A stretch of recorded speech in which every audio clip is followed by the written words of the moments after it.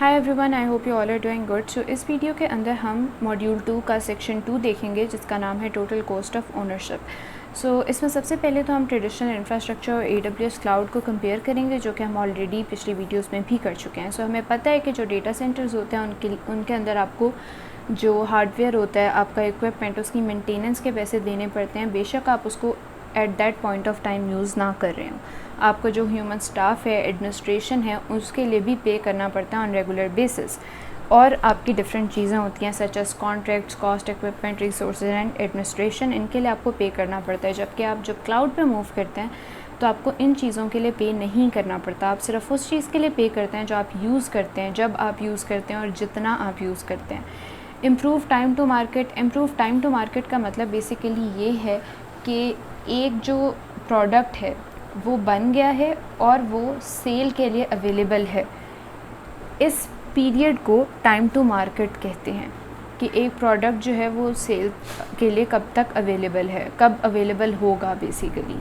सो ये इम्प्रूव हो जाता है बिकॉज़ आपको जो है वो डेटा सेंटर्स की ज़रूरत नहीं है और आप सारा जो है वो क्लाउड पे ऑपरेट कर रहे हैं।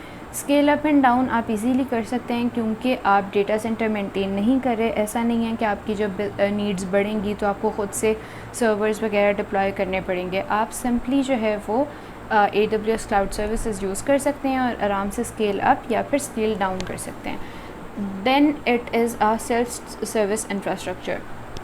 इसके अलावा ये कि okay, so basically why TCO is needed? So to find an optimal deployment solution we need to have TCO. So TCO basically आपको एक analysis बता देता है कि क्या आपको जो है वो चीज़ों को ट्रेडिशनल इंफ्रास्ट्रक्चर पे ऑपरेट करना चाहिए या फिर आपको क्लाउड पे ऑपरेट करना चाहिए। जब आप क्लाउड और ट्रेडिशनल इंफ्रास्ट्रक्चर दोनों की कॉस्ट को कंपेयर करते हैं तो फिर आप डिसाइड कर पाते हैं कि आपको किस रास्ते की तरफ जाना चाहिए। So it helps us compare cost of workload on an on-premise infrastructure to same workload running on cloud-based infrastructure. So अभी हमने यही बात की कि हम दोनों की कॉस्ट को कंपेयर करते हैं और देखते हैं कि कौन सी जो सर्विस है वो हमें ज़्यादा ऑप्टिमाइज सॉल्यूशन दे रही है। TCO consideration: server cost, storage cost, network cost, IT labour cost. So TCO में जो है वो इन चीज़ों को मद्देनज़र रखा जाता है और उसके बाद जो है वो टोटल कॉस्ट कंप्यूट की जाती है। अब इधर जो है वो हमने ऑन प्रेमिस और क्लाउड को बेसिकली कंपेयर किया है कि सर्वर कॉस्ट इधर क्या हो सकती है और इधर क्या हो सकती है। सो बेसिकली अगर आपका एक फ़िज़िकल डेटा सेंटर है तो आपको वहाँ पे सर्वर्स के लिए पे करना है, रैक्स के लिए, चेसेस, स्विचेस एंड मेंटेनेंस। जबकि अगर क्लाउड है तो operating system and licenses. Storage cost को अगर देखें तो storage disk, SAN, fibre channel switches. जबकि क्लाउड पे है तो आपको स्टोरेज एडमिनिस्ट्रेशन कॉस्ट पड़ेगी। नेटवर्क कॉस्ट को अगर देखें तो LAN, switches, load balancer, with bandwidth cost. जबकि LAN is local area network. And cloud का अगर हम देखें तो it needs network administration cost. IT labour cost में अगर हम देखें तो यहाँ पे आपको सर्वर एडमिनिस्ट्रेशन कॉस्ट देनी पड़ेंगी बेसिकली ऑन प्रेमिस में भी और क्लाउड में भी। So in most of the cases जो है वो क्लाउड सॉल्यूशन जो है वो आपके लिए बेहतर होता है और ऑप्टिमाइज्ड होता है। लेकिन TCO एनालिसिस हम इसलिए करते हैं ताकि जो है जो भी बेहतर ऑप्शन है उसको हम आइडेंटिफाई कर सकें। Okay guys, so now we are coming towards AWS pricing calculator. So basically होता ही है कि आपको जो है वो एस्टिमेट कर देता है मंथली कॉस्ट को। उसके अलावा ये कि आपको वो टिप्स एंड ट्रिक्स बता देते हैं जिनसे आप अपनी मंथली कॉस्ट को रिड्यूस कर सकें। दूसरी बात ये, इसका एक और बेनिफिट ये है कि आपने एक सॉल्यूशन अभी बिल्ड नहीं किया, आप पहले से उसकी कॉस्ट को एस्टिमेट कर सकते हैं easily. And you can make informed decisions about using AWS कि आपको ऑलरेडी पता है कि जो चीज़ आप ऑप्ट करना चाह रहे हैं वो चीज़ कितनी ज़्यादा ऑप्टिमल है आपके लिए। Create and name group of services. So basically आपके पास एक और फैसिलिटी ये है कि आप ग्रुप्स बना सकते हैं डिफरेंट सर्विसेज के। सो फॉर एग्ज़ाम्पल ये एक ग्रुप है और इसके अंदर डिफरेंट सर्विसेज आप ऐड कर सकते हैं और उसके बाद ये आपको हेल्प करता है कि आप ऑर्गेनाइज़ कर सकें और एस्टिमेट को बेसिकली बिल्ड अप कर सकें कि आपकी जो है टोटल कॉस्ट कितनी आ रही है।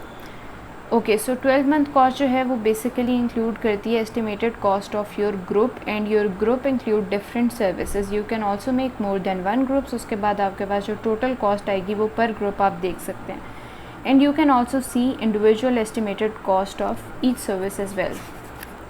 उसके बाद गाइज एक और चीज़ जो है return on investment analysis. Return on investment is basically कि आपके पास जो है वो प्रॉफिट्स क्या आए हैं ऑन योर इन्वेस्टमेंट। सो जितना आपने फॉर एग्ज़ाम्पल इन्वेस्ट किया है उसके ऊपर आप कितना जो है वो आपको पे बैक मिला है। So it is called as basically return on investment. इसमें जो है वो हम देखते हैं use to determine the value created. Value created in a sense कि आपने जो इन्वेस्टमेंट की थी उससे आपके बिज़नेस में क्या वैल्यू क्रिएट हुई है। Identify hard benefits in terms of direct and visible cost reduction. Identify soft benefits. So सबसे इंपॉर्टेंट चीज़ यहाँ पे हम डेफिनेशन इनकी देखेंगे कि हार्ड बेनिफिट्स और सॉफ्ट बेनिफिट्स क्या होते हैं। सो हार्ड बेनिफिट्स ऐसे बेनिफिट्स होते हैं जो कि मेजरेबल होते हैं, जिनको आप क्वांटिफाई कर सकते हैं, जो कि विजिबल होते हैं।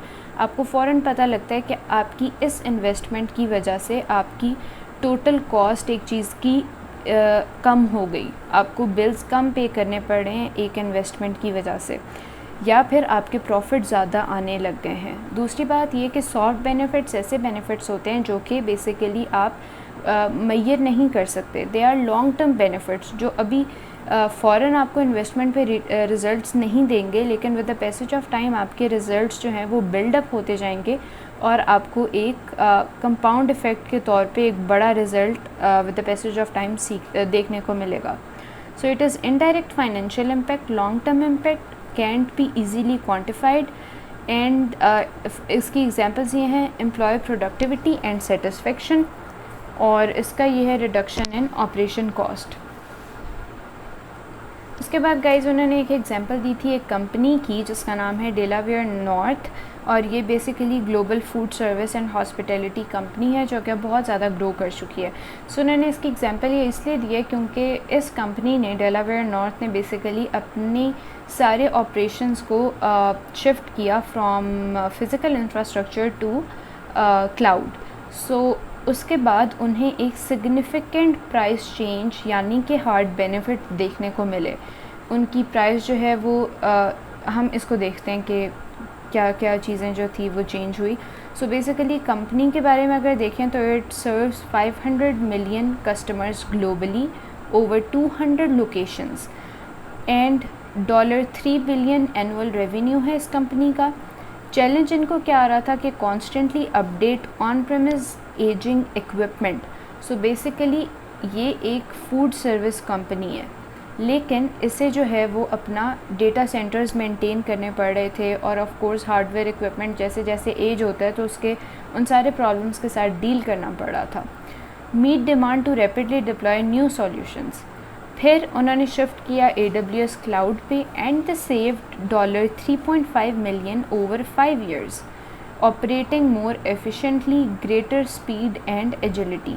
सो बेसिकली जब उन्होंने क्लाउड के ऊपर शिफ्ट कर लिया तो उनका जो है वो फोकस इस सारी चीज़ से हट के अपने मेन बिज़नेस पे आ गया। और दूसरी बात ये कि उनकी सेविंग्स जो थी वो ये हैं अकॉर्डिंग टू द रिकॉर्ड्स। सो इस सेक्शन का जो है वो इतना ही काम था, एंड अगर आप लोगों को इसके नोट्स चाहिए इस AWS क्लाउड फाउंडेशन कोर्स के, यही वाले नोट्स जो मैंने बनाए हुए हैं, so you can drop me an email, और ईमेल मैंने डिस्क्रिप्शन बॉक्स में डाल दी है। So this is it for this section, and I will see you in the next one. Thank you.